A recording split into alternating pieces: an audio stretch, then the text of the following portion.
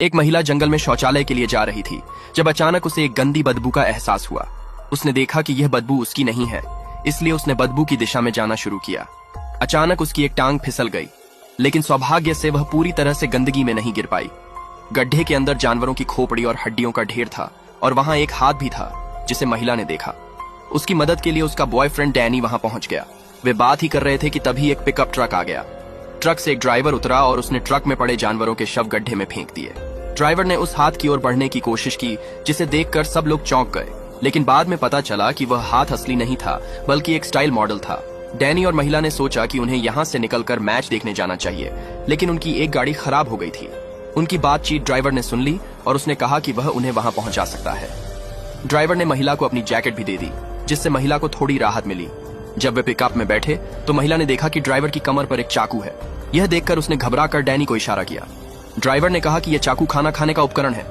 फिर ड्राइवर ने गाड़ी रोकी और बताया कि एक छोटे से गांव में एक गैरेज है जहां उनकी गाड़ी ठीक हो सकती है। गांव पहुंचने पर उन्होंने देखा कि पूरा गांव खाली और बहुत ही शांत था।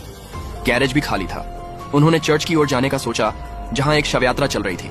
उन्होंने वहां इंतजार करने का फैसला किया। एक आदमी बाहर आया और बताया कि वह गैरेज का मालिक है। उसने कहा कि वे चर्च में क्यों आए, जबकि उन्हें एक फैन बेल्ट चाहिए था। आदमी ने कहा कि वह आधे घंटे में फैन बेल्ट लेकर आएगा। इस बीच डैनी और महिला एक वैक्स म्यूजियम में गए। वहां महिला ने देखा कि एक आईना में कोई उन्हें देख रहा था। डैनी बाहर जाकर देखा और जब वह वापस आया तो महिला बहुत डर गई और वहां से निकलना चाहती थी। जब वे गैरेज में पहुंचे तो उन्हें फैन बेल्ट मिला, लेकिन डैनी ने कहा कि वे 15 इंच का बेल्ट चाहते हैं, जो वहां नहीं था। गैरेज मालिक ने कहा कि वह उन्हें बेल्ट देने के लिए ले जाएगा।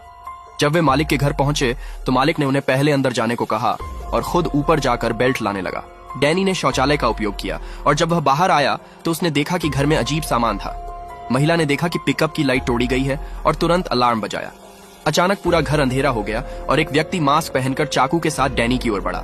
डैनी ने अपनी पूरी ताकत लगाकर पीछे हटने की कोशिश की, लेकिन उसे मार दिया गया। महिला ने मदद के लिए फोन किया, लेकिन उसकी दोस्त को भी ले लिया गया। गैरेज का मालिक बाहर आया और महिला ने पूछा कि डैनी क्यों नहीं आया। मालिक ने कहा कि शायद वह अभी भी शौचालय में है। जब मालिक महिला के करीब आना चाहा तो महिला ने तुरंत कार में चढ़कर दरवाजे लॉक कर दिए। मालिक ने पूछा कि वह ऐसा क्यों कर रही है, लेकिन महिला का मन पहले से ही घबराया हुआ था। लिसा एक खतरनाक स्थिति में फंस जाती है।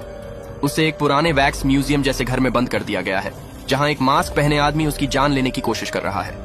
लिसा को महसूस होता है कि उसकी हालत बहुत खराब है, इसलिए उसने अपनी कार को स्टार्ट किया और तेजी से ड्राइव करने लगी, लेकिन गाड़ी की तेजी की वजह से वह बाहर गिर जाती है। इस बीच डैनी को एक दूसरी जगह पकड़ लिया जाता है। उस पर बुरी तरह से प्रयोग किए जाते हैं। मास्क पहने आदमी ने डैनी की चोटों पर गोंद और वैक्स लगाकर उसे एक वैक्स स्टैचू में बदल दिया। डैनी का चेहरा पूरी तरह से वैक्स से ढक गया। लिसा अपनी जान बचाने के लिए टाउन के एक चर्च में जाती है, लेकिन वहां जाकर उसे पता चलता है कि वहां सब वैक्स की मूर्तियां हैं और कोई भी जीवित नहीं है। ये देखकर वह चौंक जाती है और तभी मास्क पहने आदमी का आना शुरू हो जाता है। लिसा चुपके से छुप जाती है ताकि वह पकड़ी न जाए। मास्क पहने आदमी ने लिसा को पकड़ लिया और गैस स्टेशन के बेसमेंट में बंद कर दिया। लिसा की मदद के लिए उसका भाई मैट और एक दोस्त वहां आते हैं, लेकिन मास्क पहने आदमी ने लिसा के मुंह को गोंद से सील कर दिया। मैट को पहले बताया गया कि लिसा वहां नहीं है, लेकिन उसने छुपकर लिसा को ढूंढ लिया। मैट और लिसा ने मास्क पहने आदमी से लड़ाई की और वहां से निकलने की कोशिश की। मैट ने जानबूझकर ग्लास तोड़ दिया ताकि मास्क पहने आदमी का ध्यान खींचा जा सके। दोनों ने एक मूवी थिएटर में छुपकर वैक्स स्टैचू की तरह डिस्गाइज किया और सुरक्षित निकलने का प्लान बनाया। अंत में लिसा और मैट ने वैक्स म्यूजियम के अंदर एक चौंकाने वाला रहस्य खोजा। उन्हें पता चला कि एक बर्बर परिवार ने जुड़वां बच्चों को अलग किया था। आग लगने के बाद लिसा और मैट को सुरक्षित बाहर निकलने की कोशिश करनी पड़ी। फाइनली वे बेसमेंट से बाहर निकलने में सफल हो जाते हैं, लेकिन एक गंभीर लड़ाई के बाद दोनों भाई आग की वजह से मर जाते हैं। पुलिस ने इलाके को घेर लिया और मैट और लिसा ने अंततः घर वापसी की। यह कहानी एक बेहद थ्रिलर और इंटेंस अनुभव है, जिसमें हॉरर और ड्रामा का बेहतरीन मिश्रण है। अगर आप ऐसी और भी थ्रिलिंग कहानियों के लिए उत्सुक हैं तो और भी दिलचस्प कंटेंट के लिए फॉलो करें।